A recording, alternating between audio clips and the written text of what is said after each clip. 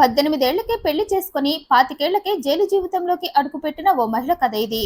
నీలగిరి జిల్లాలోని కోటగిరిలో ఉంటున్నాడు మారిముత్తు. ఇతని వయసు 44. పెళ్లైంది. ఓ పాప బాబు ఉన్నారు. కోటగిరి కడియ వీధిలోని మారియమ్మ ఆలయంలో ఇతను పూజారిగా పనిచేస్తున్నాడు. ఇక ఇతను పూజారిగా చేస్తున్న ఏరియాలోనే ధనలక్ష్మి అనే ఓ 25 ఏళ్ల మహిళ ఉంది. ఈమెకు కూడా పెళ్లైంది. భర్త పేరు మురళి. వీరికి 2 పిల్లలు. అయితే భర్తతో విభేదాల కారణంగా లక్ష్మి మురళిని వదిలేసి పిల్లల్ని కూడా అతనికే అప్పగించి ఆమె సపరేట్ అయిపోయింది. అప్పటి నుండి ఓ ప్రైవేటు కంపెనీలో ఉద్యోగం చేస్తూ ఉంది. అలా 5 సంవత్సరాలు గడిచాయి. అప్పటికి లక్ష్మి ఒంటరిగానే ఉంది. అయితే అప్పుడే ఆమె జీవితంలోకి ధర్మరాజు అనే వ్యక్తి వచ్చాడు. ఇతను కూడా లక్ష్మి ఉండే ఏరియాలోనే ఉండేవాడు. చాలా కాలం నుండి రాజుని చూస్తూనే ఉంది లక్ష్మి. ఇక ముఖ పరిచయంతో మొదలైన వీరి మ్యాటర్ చివరికి పెళ్లి చేసుకునేదాకా వెళ్ళింది. ఈ లక్ష్మి రాజుకి తన గతం గురించి మొత్తం చెప్పింది. ఫస్ట్ భర్త అంటే తనకు ఇష్టం ఉన్నా అతను సరైన వాడు కాక అతని నుండి విడిపోయి బ్రతుకుతున్నానని చెప్పింది. ఇక అదంతా విన్న రాజు, నీ ఒంటరి జీవితానికి నేను జీవితాంతం తోడుగా ఉంటా అన్నాడు. అప్పటి నుండి నువ్వు ఒంటరివి అన్న భావన నీకు కలగకూడదు, అంటే నేను వెంటనే నిన్ను పెళ్లి చేసుకోవాలి, అలా అయితేనే నీ ఒంటరితనం పోతుందన్నాడు.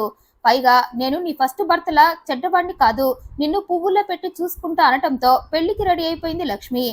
ఇద్దరు ఓ శుభముహూర్తాన దంపతులయ్యారు. కొత్త కాపురం మొదలు పెట్టారు. కొంతకాలానికి వీరిద్దరికి ఓ పాప పుట్టింది.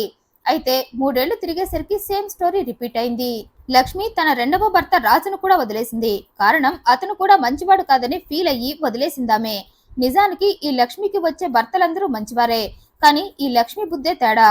ఆ విషయం పెళ్లైన కొంతకాలానికి భర్తలకు తెలిసి ఆమెను తిట్టేవారు. ప్రతిగా లక్ష్మి కూడా వాళ్ళను తిట్టి వాళ్లతో గొడవపడి విడిపోయేది.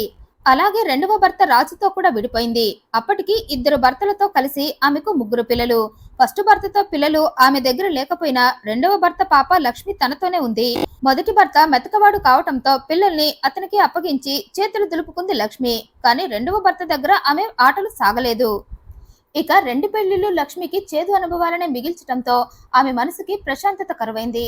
నా జీవితం ఎందుకిలా తగలబడిపోయింది అనుకుంటూ ఓ రోజు ప్రశాంతతను వెతుక్కుంటూ ఈ ముత్తు పనిచేస్తున్న గుడికి వెళ్ళింది.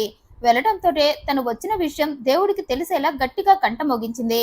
అయితే ఆ గంట సౌండ్తో ఆమె వచ్చినట్లు దేవుడికి తెలిసిందో లేదో కానీ ఆ గుడిలో పనిచేస్తున్న ముత్తుకి తెలిసి వెంటనే ఆమె ముందుకు వచ్చాడు.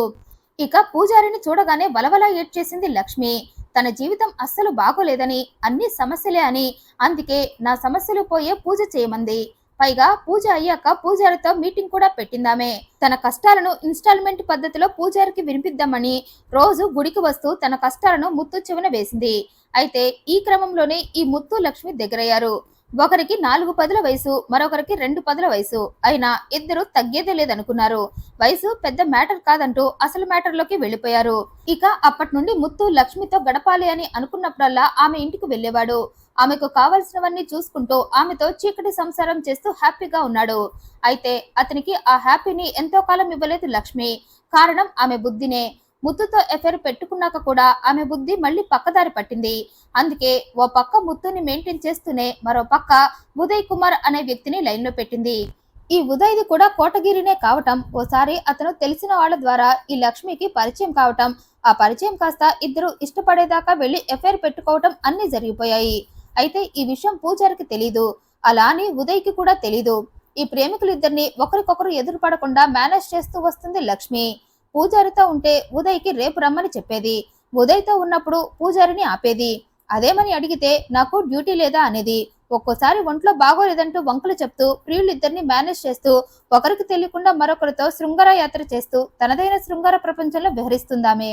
ఇక్కడ విచిత్రం ఏంటంటే ప్రియులిద్దరూ ఒకే ఏరియాకి చెందిన వారైనా లక్ష్మి ఆటను చాలా కాలం తెలుసుకోలేకపోయారు. ఇక లక్ష్మి కూడా తన 25 ఏళ్ల ప్రాయాన్ని ప్రసాదంలా ప్రియులిద్దరికి పంచేసింది. అయితే కాలం ఎప్పుడూ ఒకరికే అనుకూలంగా ఉండదు కదా. చేసిన పాపం పండితే అన్ని తప్పులు బయటకు వస్తాయి.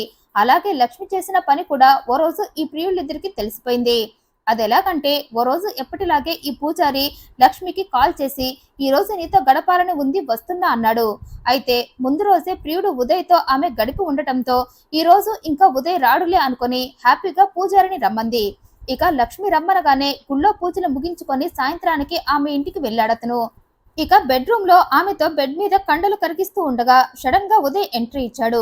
పైగా డోర్ పూర్తిగా క్లోజ్ చేయకపోవడంతో ప్రియురాలి ఇల్లేగా అని డైరెక్ట్ గా లోపలికే వచ్చేశాడు ఉదయ్. అయితే ఆ టైంలో లక్ష్మి పూజారితో ఉండటం చూసి షాక్ అయ్యాడు. కారణం అప్పటిదాకా లక్ష్మికి పూజారితో ఎఫైర్ ఉందని అతనికి తెలీదు. అందుకే ప్రియురాలి ఒళ్ళో ఉన్న పూజారిని పట్టుకొని కిందకు లాగాడు. నా ప్రియురాలి ఒళ్ళో పడుకోవడానికి నువ్వెవరన్నాడు. ఇక ఆ మాటలకి పూజారి రెచ్చిపోయాడు. నేనెవరా, అది ఆమెనే అడుగు అన్నాడు.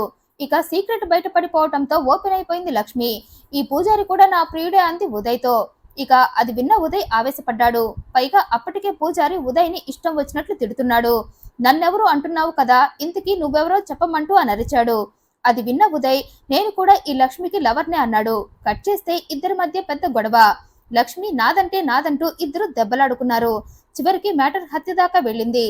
ప్రియురాలపై ఉన్న పిచ్చి కామంతో ఉదయ్ పూజారి గొంతు కోసి చంపేశాడు. అందుకు లక్ష్మి కూడా ఉదయ్కి సాయం చేసింది.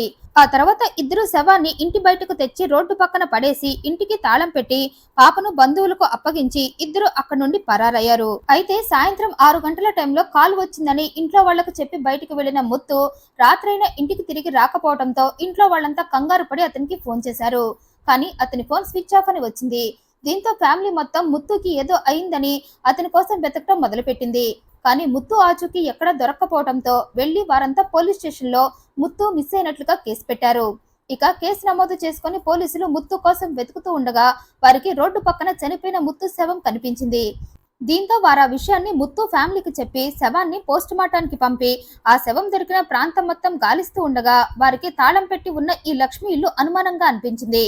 దీంతో ఆ ఇంట్లో ఎవరు ఉంటారన్న విషయం తెలుసుకునే ప్రాసెస్ లో ఆ ఇంట్లో ఉండేది లక్ష్మి అని, ఆమెకు ఈ పూజారికి మధ్య ఎఫైర్ ఉందని తెలిసి లక్ష్మి కోసం గాలించడం మొదలు పెట్టారు.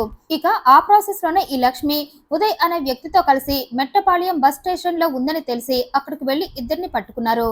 ఇక విచారణలో తామిద్దరం కలిసే పూజారిని చంపినట్లు ఒప్పుకున్నారిద్దరు. అతను మా ఇద్దరి బంధాన్ని తెలుసుకొని గొడవ పడ్డాడని, అందుకే మేమిద్దరం కలిసి పూజారిని చంపేశామని చెప్పారిద్దరు. లక్ష్మి జైలుకి వెళ్లే టైంకి ఆమె వయసు కేవలం 25 సంవత్సరాలు మాత్రమే. ఓ అక్రమ బంధం కోసం ఆశపడి చివరికి తన ప్రాణాలను పోగొట్టుకున్నాడు ముత్తు. లక్ష్మికి మరొకరితో ఎఫైర్ ఉందని, ఆమె తనని మోసం చేస్తుందని తెలుసుకున్నప్పుడు ఆమెను చీకొట్టి వచ్చేస్తుంటే ఈరోజు పూజారి ప్రాణాలతో ఉండేవాడు. కానీ అక్రమ బంధంపై ప్రీతితో ప్రాణం పోగొట్టుకున్నాడు. ఈ వీడియోపై మీ అభిప్రాయాన్ని కమెంట్ రూపంలో తెలియజేయండి. మరింత ఇంట్రెస్టింగ్ అండ్ జెన్యూన్ ఇన్ఫర్మేషన్ కోసం ఈ వీడియోని లైక్ చేయండి, షేర్ చేయండి, ఛానల్ సబ్స్క్రైబ్ చేయండి. Thank you for watching.